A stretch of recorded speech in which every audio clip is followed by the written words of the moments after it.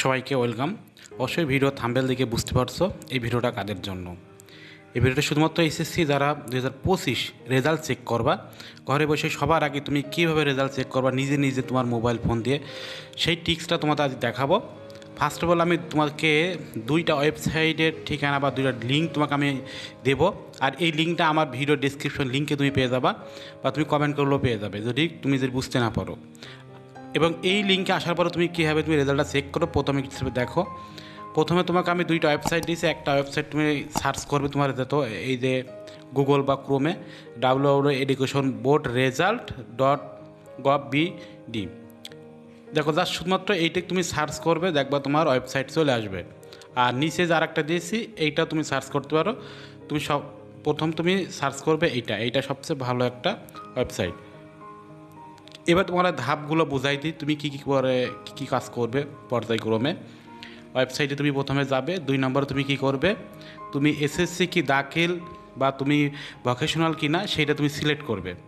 তারপরে দেখো এখানে তোমার কোন ইয়ার তুমি সেটা সিলেক্ট করবে, মানে পর্যায়ক্রমে দেখবা তোমার এখানে অবশ্যই একটা ইউআরএল থাকবে, মানে অবশ্যই একটা এভাবে খাপ থাকবে। দেখবা তুমি দেখো রেজাল্ট চেক করতে যাবো, মানে ওয়েবসাইট যখন ক্লিক করবা তারপরে দেখো এখানে তোমার বোর্ড নির্বাচন করতে হবে, মানে তুমি ঢাকা বোর্ড কি রাজশাহী বা তুমি যশোর বোর্ড, যে বোর্ডে তুমি আসো, যদি ঢাকা বোর্ড হও তুমি দিবে যেভাবে পারো।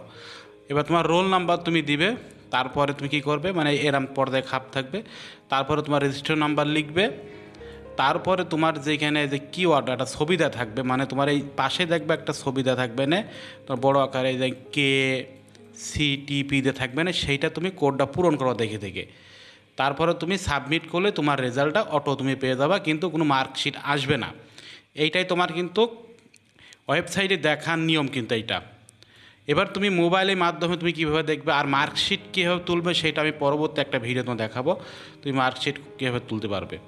এবার দেখো তুমি মোবাইলের মাধ্যমে যদি তুমি দেখতে চাও তাহলে মোবাইলে SMS এর মাধ্যমে তারা কী করবে, দেখো প্রথমে তুমি এসএসসি লিখবে, তারপরে স্পেস দেবে, তারপরে বোর্ডের 3 অক্ষরে নাম লিখবে, তারপরে স্পেস দিয়ে রোল নাম্বার দেবে, স্পেস দিয়ে তুমি কত সাল উদাহরণ দেখাচ্ছে। দেখো মনে করো তুমি এসএসসি পরীক্ষার্থী, ঢাকা বোর্ডের তোমার মনে করো তুমি ঢাকা বোর্ডের পরীক্ষার্থী, তারপর তোমার দেখো এখানে রোল নাম্বার দেবে, তুমি কত সালে পাস করছো, মানে কত ইয়ারে 25 সেইটা। আর কেউ যদি মনে করো রিয়ার ডে থাকো, মনে করো তোমরা যদি কেউ আগের বছরে থাকো, এইটা তোমরা সার্চ দেবে। তারপরে তোমরা দেখো 1622 এই নাম্বারে তোমরা পাঠাই দেবে, এই যে নাম্বারে সেন্ড করে দিলে তোমার রেজাল্ট চলে আসবে।